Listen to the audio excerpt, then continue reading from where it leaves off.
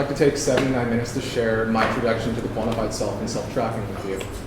And so over the past 15 weeks, I started using the Fitbit to track my activity, my diet, and a little bit of my sleep. And I'd like to follow the 3 prime QS questions. 1, what did I do? 2, how did I do it? 3, what did I learn? So what did I do? Well, I lost 40 pounds in 15 weeks. And how did I do it? It was really tracking what I did, calories I expended, and the calories I consumed.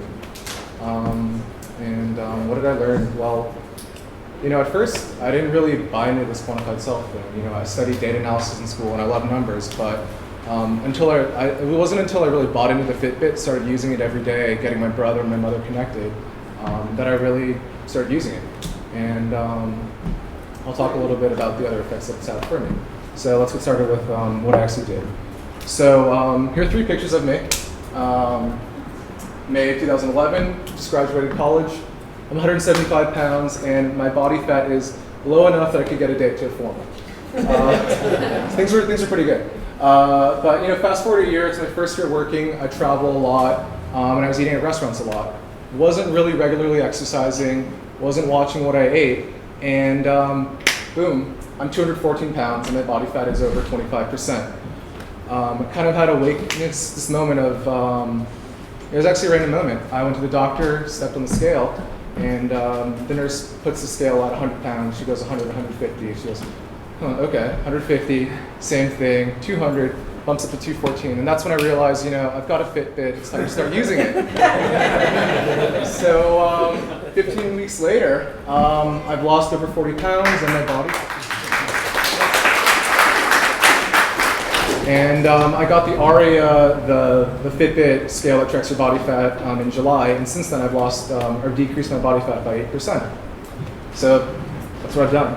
Let's talk about some of the numbers that I've tracked. So the main tool I use is Fitbit, and on the top left we can see my weight. Lost, I started at 208, got up to 214, so I've lost about 40 pounds. My body mass index. My body mass index was 30, so I was technically obese. Dropped that down to average or normal. And with my body fat, it was somewhere above 25%, which would be moderately obese. Now it's 17%, which is borderline average to fitness. What are the main numbers that I tracked? Well, activity, steps, and calories. So on the bottom right, we see the calories in versus calories out. And here we can see the caloric deficit, which is, I think, who's the first speaker? Sebastian kind of alluded to the fact that, it is pretty simple math. You burn more calories than you consume, your weight goes down. And I can completely say, I believe in that now. Body mass index and body fat are down to normal. And one of the interesting effects of tracking my food was I actually prefer to eat vegetarian now.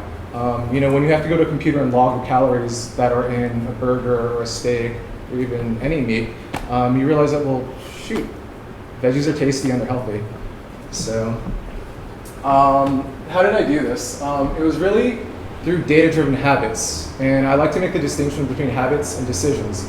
So, how many of you are familiar with the Fitbit dashboard and all that? Okay, good. So most of you are. So I won't go too far into the details here, but essentially, every day I would see, how many calories I could still eat, my weight, my body fat, and how active I'd been. So at a glance, when I went in to log my food, I'd know, it's 7 p.m., you've got 2,000 steps in so far, your goal's 10,000. Maybe you want to go outside, see the sun, walk around a little bit. And it's this kind of passive awareness of how active have I been and what have I eaten so far that helped me really just passively, just with my habits, lose weight. A big factor for me was the social aspect of the data. So when I got the Fitbit in May, I set my mom up. And that's fun because it's the mother-son thing. But more importantly, she's my Fitbit friend, and so is my brother. So over the 4th of July holiday, I wasn't really active at all. I was sitting on my butt, hanging out barbecuing. And sure enough, a couple days later, I got a call from my mom, and she said, hey honey, have you been active at all? And it's because she had logged onto her computer and checked my Fitbit, and she knew that I wasn't exercising. So that's helped. And also the gamification layer helps too. I get badges, so the first couple times I was using the Fitbit. I thought, this is kind of weird, tracking my steps, but I got used to seeing 5,000, 10,000, 20,000, 30,000 steps. And more importantly, for my specific goal of losing weight, when I step on the scale, Fitbit knows how much weight I've lost over time. So, last week I stepped on the scale and boom, immediately I got an email saying, congratulations, you've lost 40 pounds. And that positive reinforcement with the data has made these healthy decisions just become healthy habits. So kind of summarizing that, positive reinforcement with the data has helped a ton. These habits became easier. The game and social layer made this fun and not a chore to track. And that tracking became what I like to call good data hygiene. So every day, it's easy. I've got my Fitbit in my pocket, I track my food, and then I just know what's going on with myself. And so it seems like I talked to a couple of you before we started the session, and it sounded like many people have tried the Fitbit, but it was too much of a chore to use it. And it seemed like the habit of, I guess, the task of tracking data outweighed the benefits of actually using it. So I guess what I'm trying to say is the chore of it became less of a factor. I just became motivated to be aware of what my numbers were telling me. So at the end of the day, what did I learn? Personally, I think that buy-in is everything for what I interpret as the quantified self. Many people have seen the Fitbit, and everyone has probably heard, how do you get in shape, diet, and exercise? Well, it's true. And all it really took was a little bit of effort and a little bit of awareness on my part. Once I started believing in these numbers and tracking them, it worked. And that awareness of my data, my habits, really it changed my mindset. All of a sudden, I've gone from picking out, eating delivery Thai, using Seamless every day, to cooking my own meals, eating a salad, and just walking around. And once I got that first taste of data, I just had this huge, huge appetite. I needed more. So I went from weighing myself once a week to weighing myself twice a week to weighing myself first thing in the morning. I track my meals occasionally, now I track them every day, so on and so forth. And the metrics that I've tracked they've actually expanded. So I started with just my weight, then it became weight and body fat, then I started actually using the sleep tracking. Now I've gotten into Mood Tracker where I track my mood every day. And I've also just gotten into tracking my time, how efficient I am with the various apps I use on my computer. And additionally, my goals have changed too. I was 214 pounds and I thought, well, shoot, I want to get down to 180. And that seemed like it was just way too far away.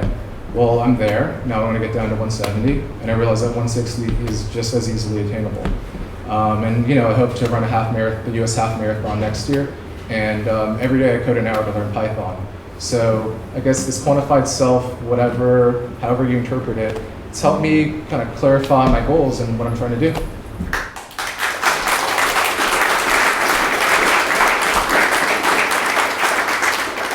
we've got 5 minutes left for questions, so far away.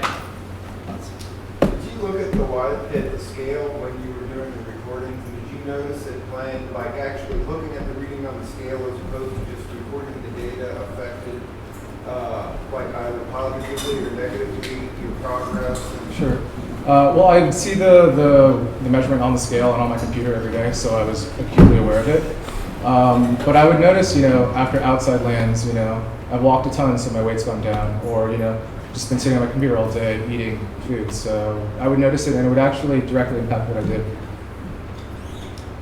Do you anticipate continuing this habit after you've reached your goals? Yeah, because my initial goal was just weight, and now it's gone into body fat. So I'd like to get down to 160 pounds and 8% body fat. But after you reach that goal, will you continue to do that? Oh, I think it just depends on what my goal is at the time. So maybe.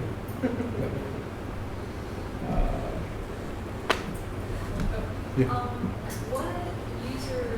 What aspects of the dashboard do you find the most helpful in terms of user interface? It had a nice snapshot.